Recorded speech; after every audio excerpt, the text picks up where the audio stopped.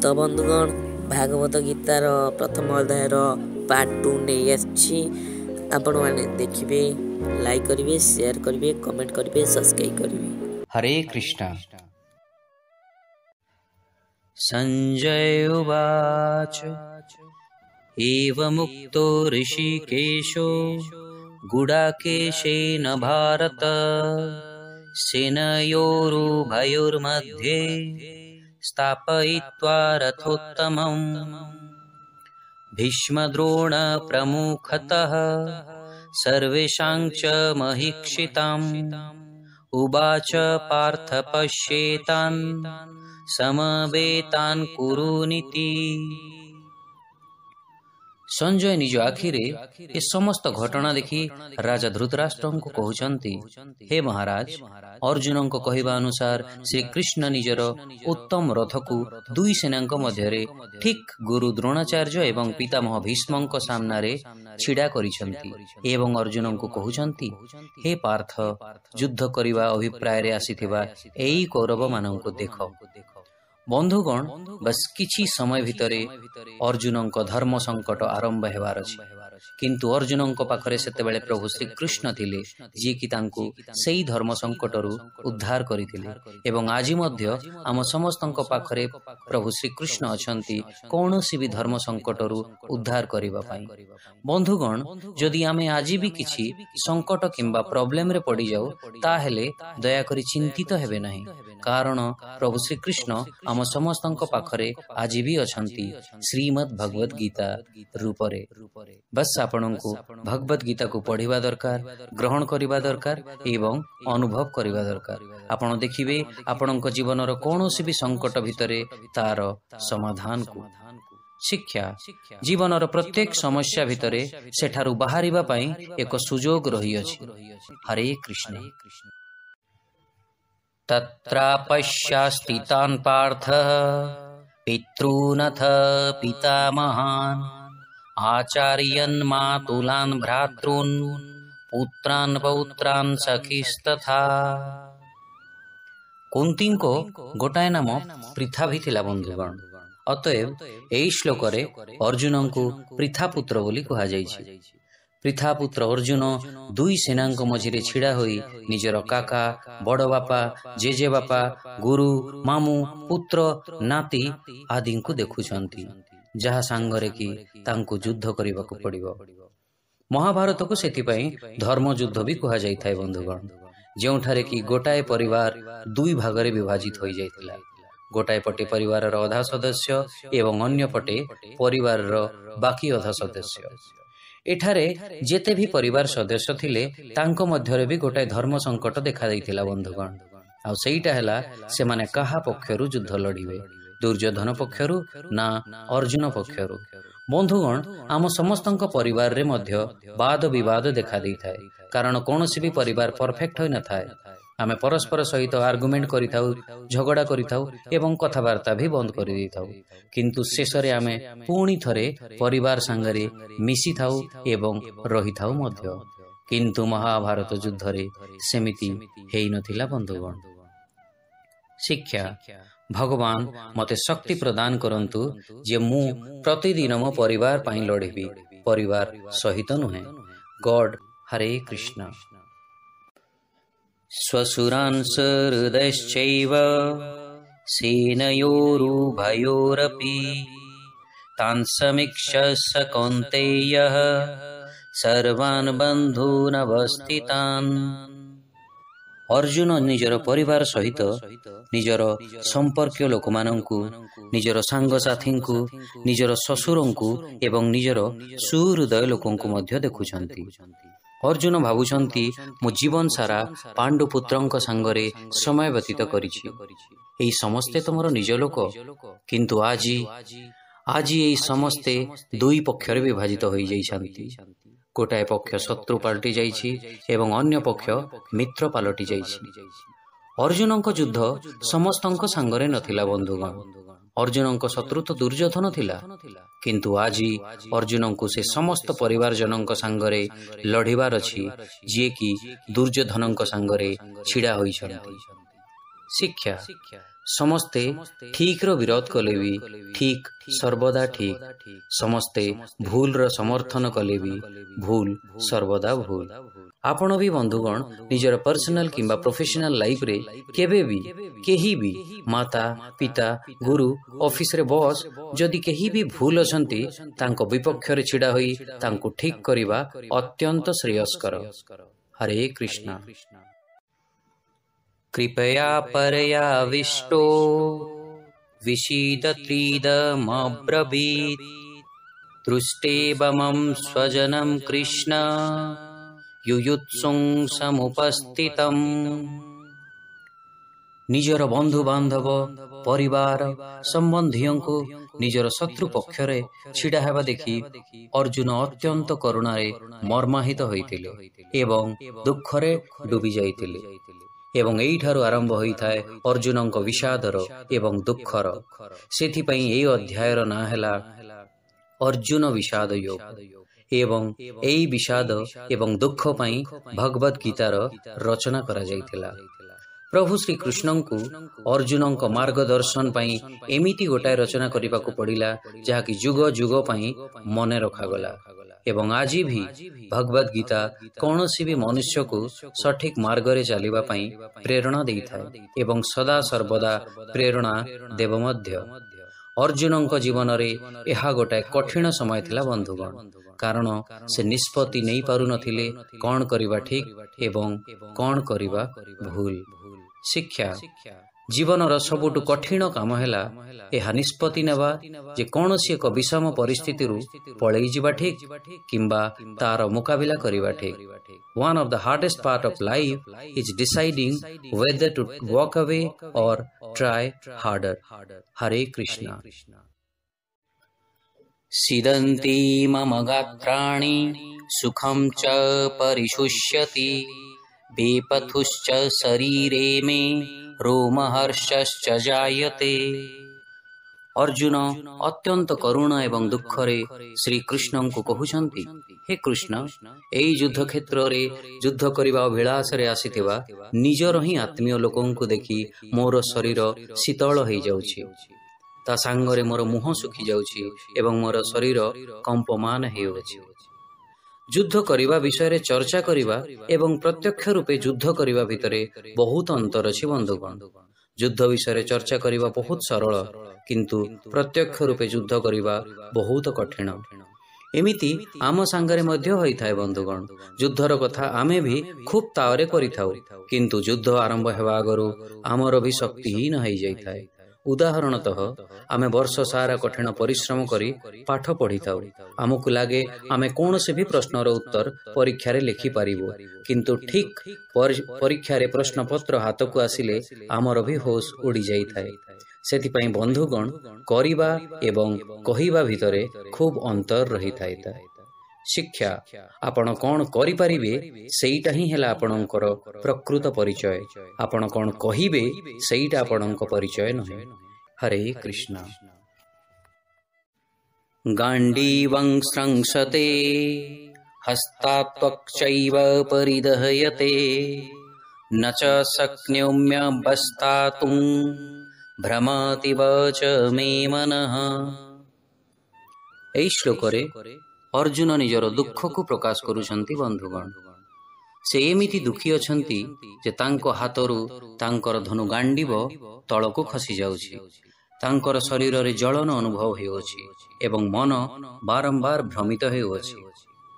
ଏମିତି ପ୍ରତୀତ ହେଉଅଛି ଯେମିତି ସେ ଶକ୍ତିହୀନ ହୋଇ ଛିଡ଼ା ବି ହେଇପାରିବେନି। ଆମେ ବି ବନ୍ଧୁଗଣ ଅର୍ଜୁନଙ୍କ ଭଳି ପରିସ୍ଥିତିରେ ଅନେକ ଥର ପଡ଼ିଥାଉ। ଆମେ କୌଣସି ଇଣ୍ଟରଭ୍ୟୁରେ ହେଉ କିମ୍ବା ବିଜନେସରେ ହେଉ କିମ୍ବା କୌଣସି ମ୍ୟାଚ୍ ଖେଳିବାକୁ ଯାଉ, ଆମକୁ ବି ସେହି ସମୟରେ ଅର୍ଜୁନ ଭଳିଆ ଅନୁଭୂତି ହୋଇଥାଏ। ଲାଗେ ଯେମିତି ଆମକୁ ସଫଳତା ମିଳିପାରିବନି। ଅର୍ଜୁନ ଯିଏକି ଏକ ସର୍ବଶ୍ରେଷ୍ଠ ଧନୁର୍ଧାରୀ, ମହାପ୍ରତାପୀ, ମହାଯୋଦ୍ଧା ଅଟନ୍ତି ବନ୍ଧୁଗଣ, ଆଜି ସବୁଠୁ ଦୁଃଖୀ ଏବଂ ଶକ୍ତିହୀନ ହୋଇଯାଇଛନ୍ତି। ଶିକ୍ଷା ଯେଉଁ ବ୍ୟକ୍ତି ସମସ୍ତଙ୍କୁ ଖୁସି ଏବଂ ହସ ବାଣ୍ଟିଥାଏ, ସେହି ବ୍ୟକ୍ତି ବି କୌଣସି ପରିସ୍ଥିତିରେ ଦୁଃଖୀ ଏବଂ ଏକାକୀ ହୋଇଯାଇଥାଏ। ହରେ କୃଷ୍ଣ। निमित्तानि च पश्यामि विपरीतानि केशव न च श्रेयनुपश्यामि हत्वा स्वजनमाहवे। बंधुगण, आज विश्वर सबुठु बड़ योद्धा अर्जुन हताश अछंती, कारण तांको युद्धर परिणाम विपरीत जना पड़ुछि एवं ठीक एही समय रे तांको गोटाए मार्गदर्शकर दरकार पड़िअछि जिए कि तांको एही परिस्थिति रु उद्धार करिवे। अर्जुन भगवान श्री कृष्ण को कहउचंती, हे केशव, मो युद्धर लक्षण को विपरीत भावरे देखुअछि तथा मो निजर ही स्वजन समुदाय को हत्या करी मोर कल्याण भी हेब नाही। अर्जुन एठारे भाव प्रवण होउछंती बंधुगण, आ भाव प्रवणर कारण तांको निजर स्वजन समुदाय सहित युद्ध करबाको पड़ुअछि एवं एई भाव प्रवण पई अर्जुन को अनुभव हेउछि जे से एई युद्ध रे हारि जिवे एवं एई युद्ध रे निजर ही लोकन को बध करी तांको कल्याण हेबो नाही। आमे भी बंधुगण जीवन रे भाव प्रवण किंबा इमोशनल होई बहुत जगह रे भूल निष्पत्ति नहीं थाउ, जेमिति कि एबे अर्जुन युद्ध विषय रे भूल निष्पत्ति नेउचंती। सेथि पई बंधुगण केबे भी कोनोसी निष्पत्ति भाव प्रवण किंबा इमोशनल होई कि नेबा उचित नहे। शिक्षा केबे भी निजर भावना को निज जीवनर निष्पत्ति नेबाको दियंतु नाही। हरे कृष्ण।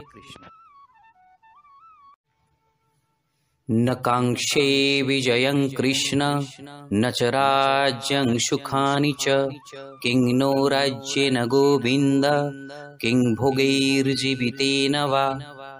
अर्जुन प्रभु श्री कृष्ण को आगो को कहउछंती, प्रभु मु ना राज्यर अभिलाषी, नाही मते युद्ध रे विजयी हेबार अछि, आउ नाही मते कोनोसी सुखर अभिलाष अछि।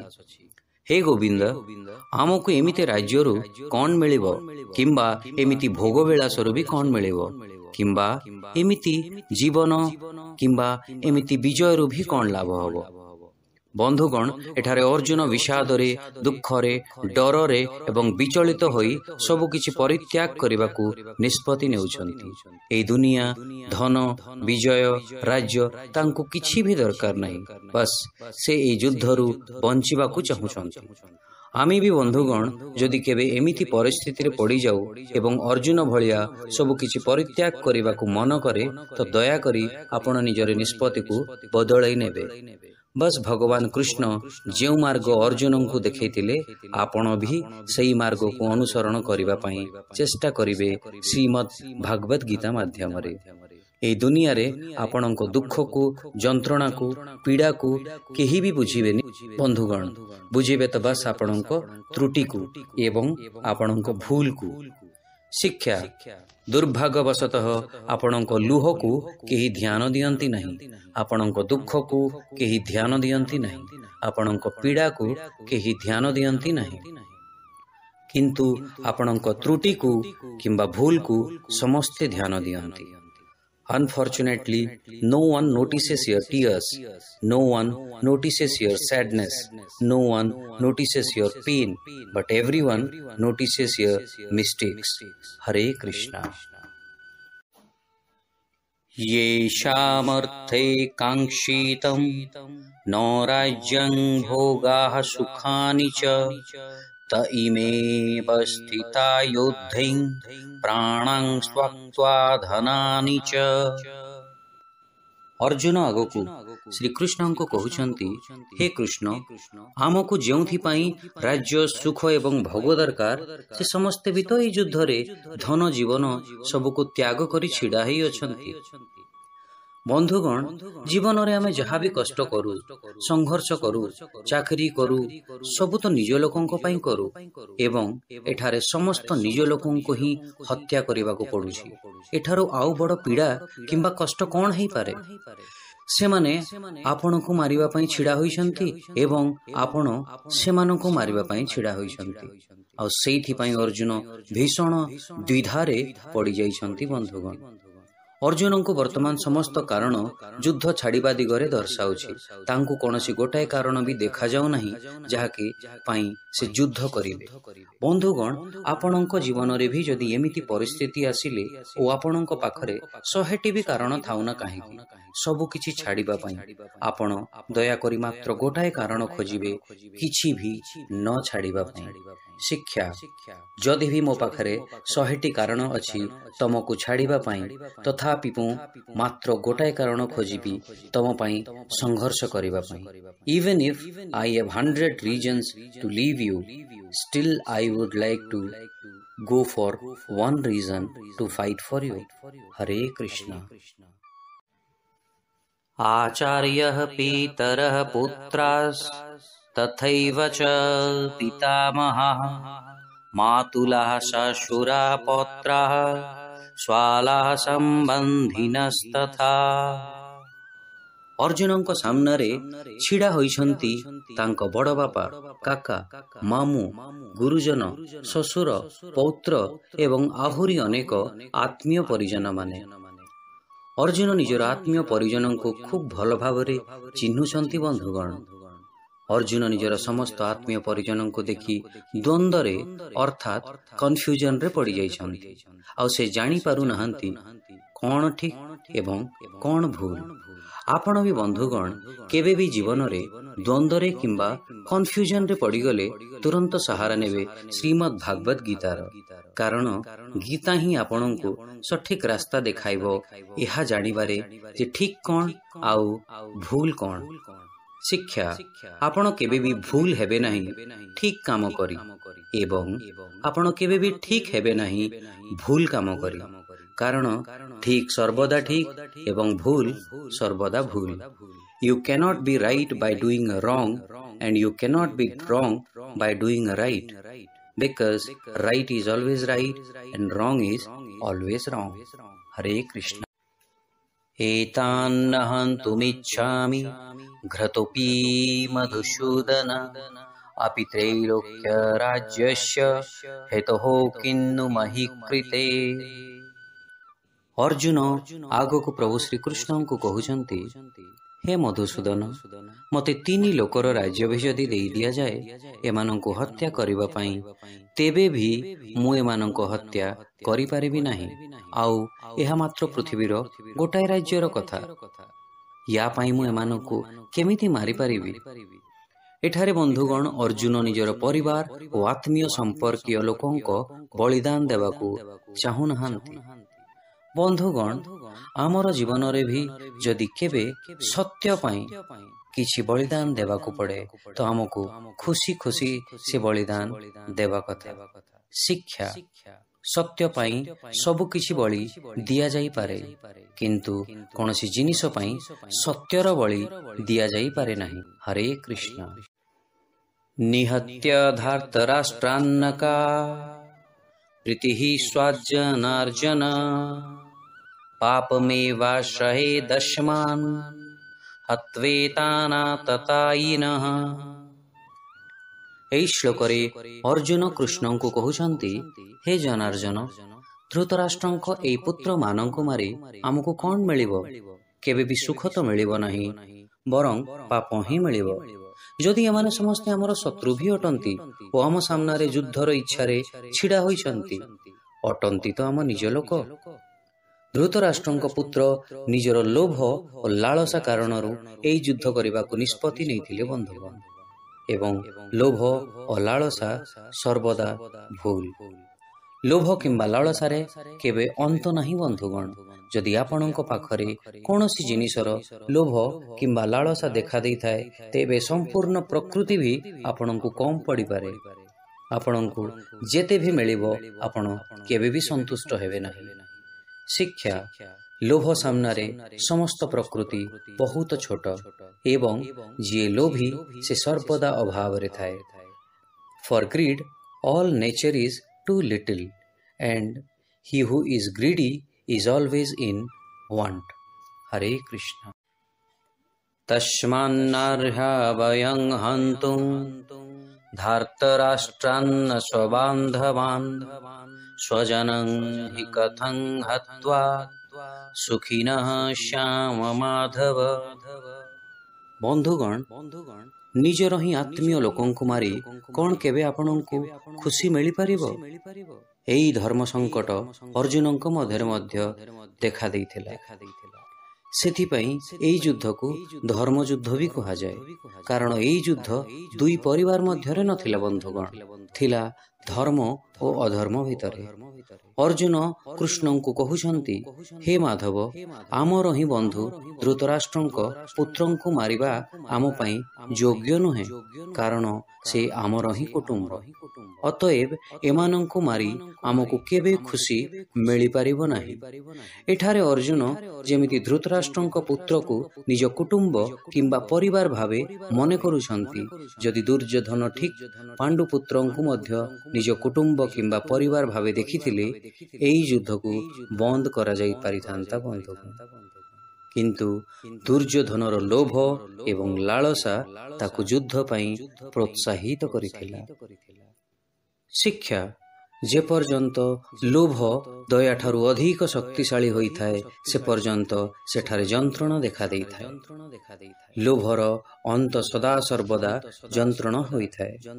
As long as greed is stronger than compassion, there will always be suffering. हरे कृष्णा।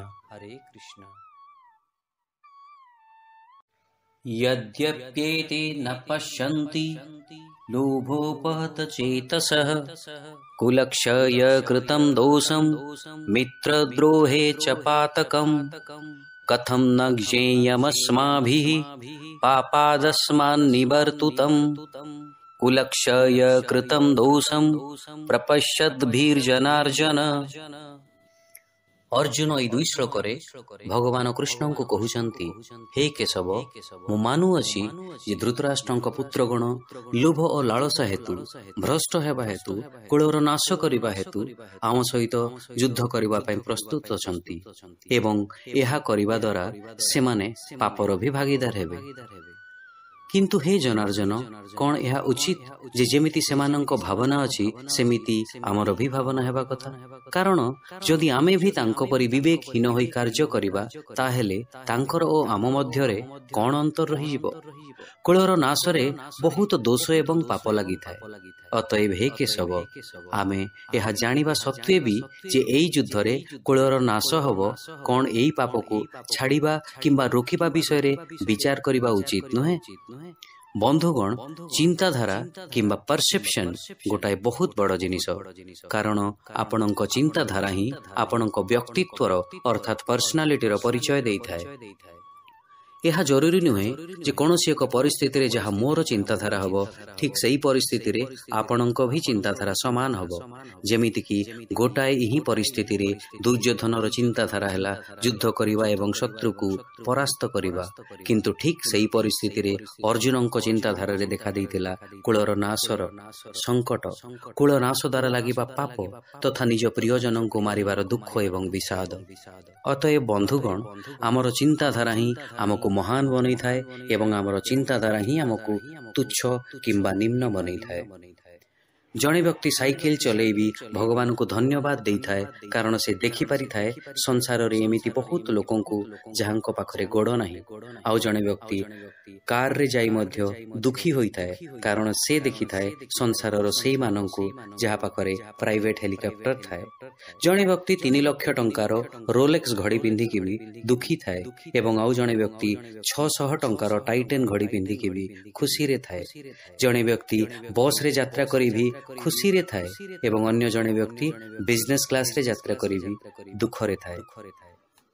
अर्थात जीवन को देखिबार चिंताधारा महान हेबा कथा। बंधुगण, शिक्षा यह महत्वपूर्ण नुहे जे आपण कौन देखुछंती, बरं यह महत्वपूर्ण जे आपणको कौन देखा जाउछि। हरे कृष्णा। कुलक्षये प्रणश्यन्ति कुलधर्मः सनातनः धर्मे नष्टे कुलं कृतस्नं धर्मोऽभिभवत्युत। ବନ୍ଧୁଗଣ, ଯେଉଁଠାରେ କୁଳର ନାଶ ହୋଇଥାଏ ସେଠାରେ ସବୁ କିଛି ନାଶ ହୋଇଯାଇଥାଏ। କୁଳ ଏବଂ ପରିବାର ହିଁ ଆମ ସମସ୍ତଙ୍କୁ ଗୋଟାଏ ଠାରେ ବାନ୍ଧିକି ଏବଂ ଯୋଡ଼ିକି ରଖିଥାଏ। ଏବଂ ଯଦି ପରିବାରର ନାଶ ହୋଇଥାଏ ତାହେଲେ ସମ୍ପୂର୍ଣ୍ଣ କୁଳର ବି ନାଶ ହୋଇଯାଇଥାଏ। ଏବଂ ଅର୍ଜୁନ ଏହି ଦ୍ୱିଧାରେ ପଡ଼ି କୃଷ୍ଣଙ୍କୁ କହୁଛନ୍ତି, ହେ କୃଷ୍ଣ, କୁଳର ନାଶ ହେଲେ ସମ୍ପୂର୍ଣ୍ଣ ସନାତନ ଧର୍ମର ନାଶ ହୋଇଯିବ ଏବଂ ଧର୍ମର ନାଶ ହେଲେ ସମ୍ପୂର୍ଣ୍ଣ କୁଳରେ ପାପର ବିସ୍ତାର ହେବ। ବନ୍ଧୁଗଣ, ଏଠାରେ ଅର୍ଜୁନ କିଛି ଭୁଲ କହୁନାହାନ୍ତି, କାରଣ କୌଣସି ବି କୁଳର ବିନାଶ ହେଲେ ଧର୍ମର ବିନାଶ ହେଇଥାଏ ଏବଂ ଧର୍ମର ବିନାଶ ହେଲେ ପାପର ଜନ୍ମ ହେଇଥାଏ। କିନ୍ତୁ ଏହି ଜିନିଷକୁ ବୁଝିବା ପାଇଁ ଆପଣଙ୍କୁ ଆଉ ଗୋଟାଏ ଜିନିଷ ବୁଝିବାକୁ ପଡ଼ିବ, ଆଉ ସେଇଟା ହେଲା ଧର୍ମ ଓ ଅଧର୍ମ, ଠିକ ଓ ଭୁଲ। ଯଦି ଆମ ସମାଜରେ ମଧ୍ୟ କେହି ଧର୍ମ ସହିତ ନାହିଁ ବରଂ ଅଧର୍ମ ସହିତ ଛିଡ଼ା ହୋଇଛି, ତାହେଲେ ତାର ବି ବିନାଶ ଅତ୍ୟନ୍ତ ଜରୁରୀ ଅଟେ ବନ୍ଧୁଗଣ। କାରଣ ଠିକର ଅନ୍ତ ସର୍ବଦା ଠିକ ହୋଇଥାଏ ଏବଂ ଭୁଲର ଅନ୍ତ ସର୍ବଦା ଭୁଲ ହେଇଥାଏ। ଶିକ୍ଷା। ଠିକ ଚିନ୍ତାଧାରା ସର୍ବଦା ପୁରସ୍କୃତ ହୋଇଥାଏ ଏବଂ ଭୁଲ ଚିନ୍ତାଧାରା ଦଣ୍ଡିତ ହୋଇଥାଏ। ରାଇଟ୍ ଥିଙ୍କିଂ ୱିଲ୍ ବି ରିୱାର୍ଡେଡ୍, ରଙ୍ଗ ଥିଙ୍କିଂ ପନିଶ୍ଡ। ହରେ କୃଷ୍ଣ। ଅଧର୍ମାଭିଭବାତ୍ କୃଷ୍ଣ ପ୍ରଦୂଷନ୍ତି କୁଲସ୍ତ୍ରିୟଃ ସ୍ତ୍ରୀଷୁ ଦୁଷ୍ଟାସୁ ବାର୍ଷ୍ଣେୟ ଜାୟତେ ବର୍ଣ୍ଣସଙ୍କରଃ।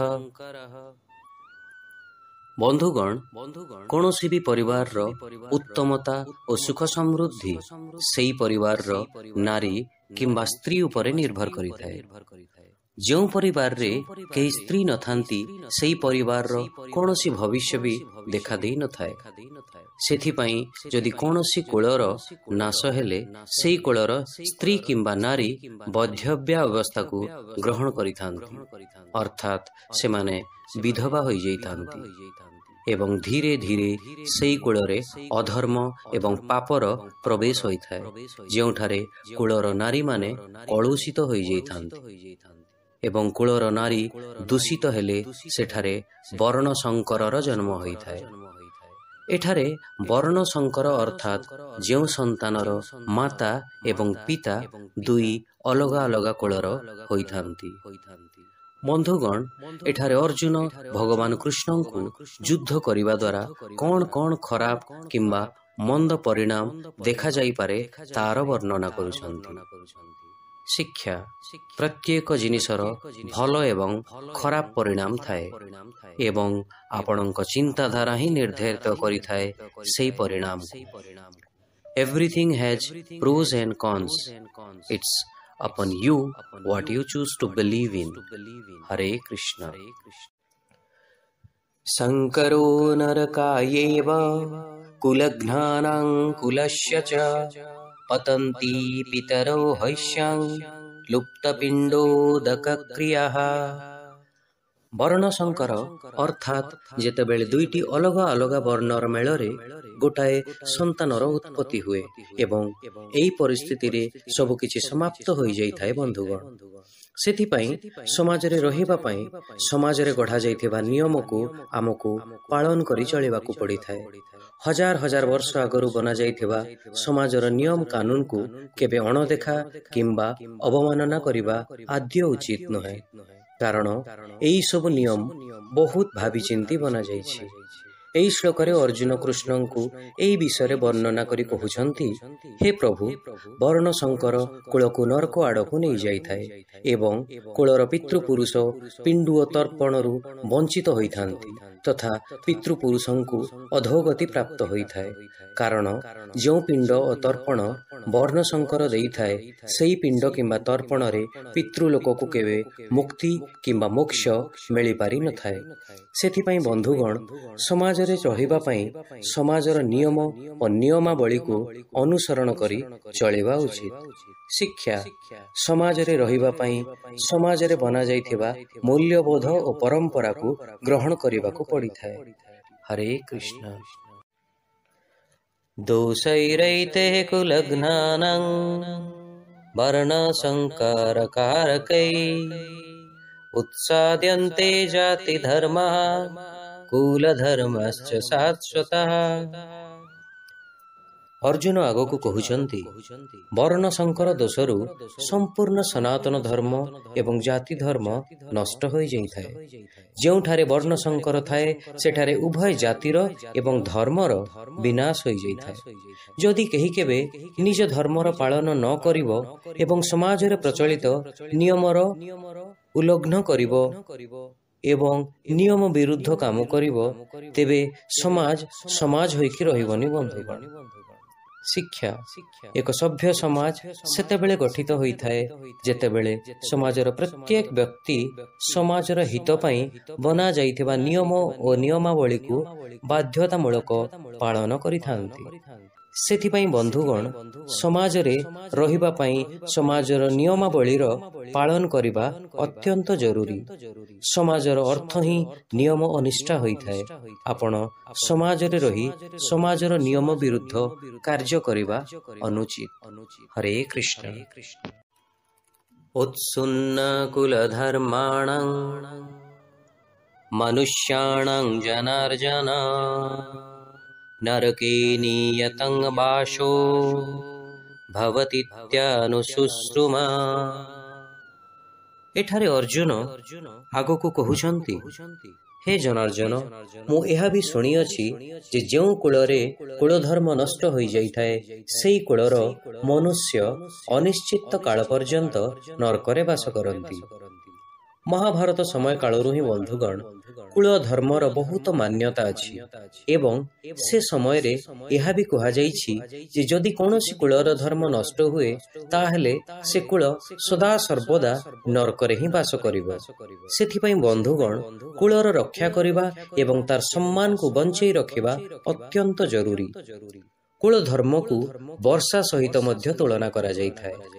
जेमिति वर्षा आपणको फसल को बंचेकी रखि थाए ठीक सेमिति आपणको कुल धर्म आपणको कुल एवं परिवार को बंचई करी रखि थाए।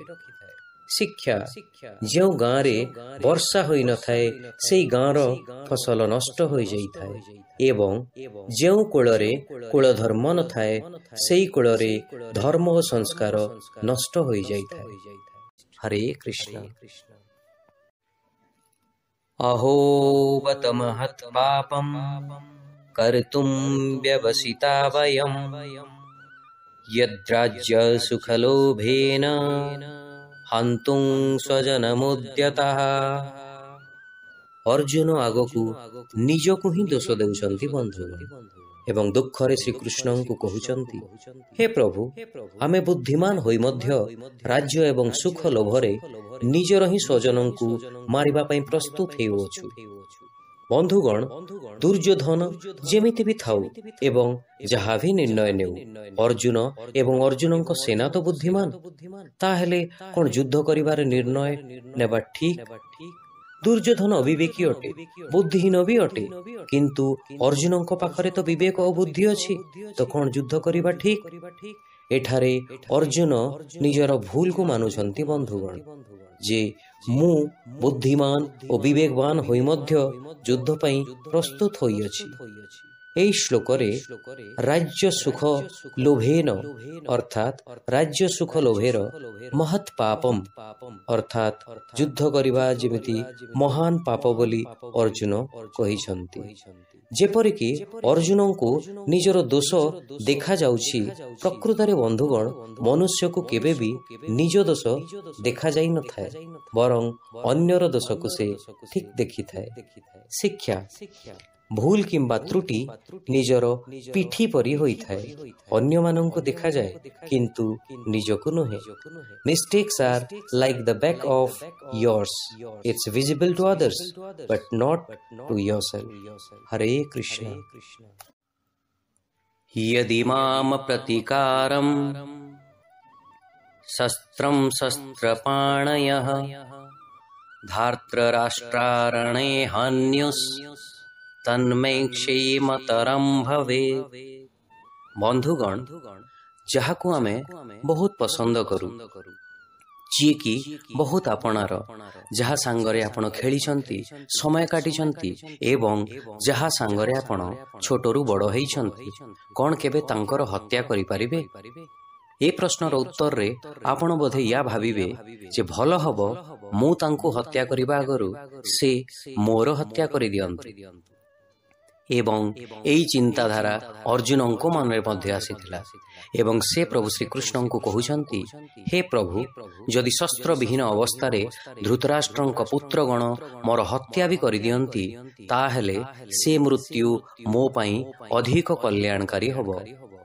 ଏହି ଶ୍ଲୋକରେ ଦୁଇଟି ଜିନିଷ ବିଶେଷ ରୂପେ ଉଲ୍ଲେଖ କରାଯାଇଛି ବନ୍ଧୁଗଣ, ଅଶସ୍ତ୍ରମ୍ ଅର୍ଥାତ୍ ଶସ୍ତ୍ରବିହୀନ ଏବଂ ଅପ୍ରତିକାରମ୍ ଅର୍ଥାତ୍ ବିନା ପ୍ରତିରୋଧରେ। ଅର୍ଜୁନ କହୁଛନ୍ତି, ଶସ୍ତ୍ରବିହୀନ ଅବସ୍ଥାରେ ଧୃତରାଷ୍ଟ୍ରଙ୍କ ପୁତ୍ର ମୋତେ ହତ୍ୟା କଲେ ମୁଁ ଆଦ୍ୟ ପ୍ରତିରୋଧ କରିବି ନାହିଁ। ଶିକ୍ଷା, କର କିମ୍ବା ମର, ଜିତ କିମ୍ବା ହାର, କିନ୍ତୁ ଯାହା କିଛି ଆପଣ ଆରମ୍ଭ କରିଛନ୍ତି ତାକୁ କଦାପି ମଝିରେ ଛାଡ଼ନ୍ତୁ ନାହିଁ। ଆପଣ ମାରନ୍ତୁ କିମ୍ବା ନିଜେ ମରିଯାଆନ୍ତୁ ବନ୍ଧୁଗଣ, ଜିତନ୍ତୁ କିମ୍ବା ହାରିଯାଆନ୍ତୁ, କିନ୍ତୁ ପରିସ୍ଥିତିରୁ କେବେ ଭାଗନ୍ତୁ ନାହିଁ। ଏବଂ ଅର୍ଜୁନ ଏଠାରେ ମାରିବାରୁ ନିଜେ ମରିଯିବା ଶ୍ରେୟସ୍କର ଭାବୁଛନ୍ତି। ହରେ କୃଷ୍ଣ। ସଞ୍ଜୟ ଉବାଚ ଏବମୁକ୍ତ୍ୱାର୍ଜୁନଃ ସଂଶୟେ ରଥୋପସ୍ଥ ଉପାବିଶତ୍ ବିସୃଜ ସଶରଂ ଚାପଂ ଶୋକସଂବିଘ୍ନମାନସଃ। ସଞ୍ଜୟ, ଯିଏକି ରାଜା ଧୃତରାଷ୍ଟ୍ରଙ୍କୁ ଏହି ମହାଯୁଦ୍ଧର ପ୍ରତ୍ୟକ୍ଷ ରୂପେ ଦେଖି ତାର ବିବରଣୀ ଦେଉଛନ୍ତି, ସେ ଧୃତରାଷ୍ଟ୍ରଙ୍କୁ କହୁଛନ୍ତି, ହେ ରାଜନ୍, ରଣଭୂମିରେ ଶୋକ ଏବଂ ବିଷାଦରେ ଭରା ଅର୍ଜୁନ ନିଜର ଅସ୍ତ୍ର ଏବଂ ଶସ୍ତ୍ର ତ୍ୟାଗ କରି ରଥର ପଛ ଭାଗରେ ବସି ଯାଇଛନ୍ତି। ଅର୍ଜୁନ ଏପରି ବିଷାଦ ଅବସ୍ଥାରେ ଅଛନ୍ତି ବନ୍ଧୁଗଣ ଯେ ସେ ନିଜର ଅସ୍ତ୍ର ଏବଂ ଶସ୍ତ୍ର ବି ତ୍ୟାଗ କରିଦେଇଛନ୍ତି ଏବଂ ତାର କାରଣ ହେଲା ତାଙ୍କର ଶୋକ ଏବଂ ବିଷାଦ ତାଙ୍କ ହୃଦୟରୁ ଦେଖାଯାଇଥିଲା, ମନରୁ ନାହିଁ। ଶିକ୍ଷା, ଲୁହ ସର୍ବଦା ହୃଦୟରୁ ଆସିଥାଏ, ମସ୍ତିଷ୍କରୁ ନୁହେଁ। Tears always come from the heart and not from the brain.